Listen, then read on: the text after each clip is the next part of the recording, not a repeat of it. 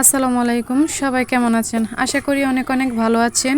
আর আমি কেমন আছি অনেকে হয়তো জানেন, আবার অনেকে জানেন না।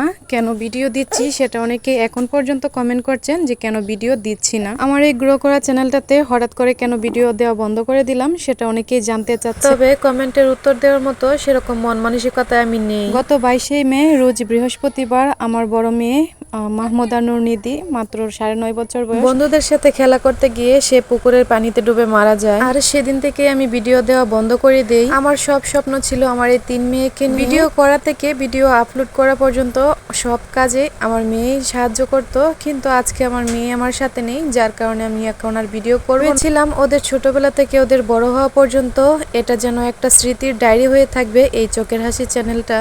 তবে আমি বুঝতেও পারিনি যে স্মৃতিটা আমার এইভাবে থাকবে।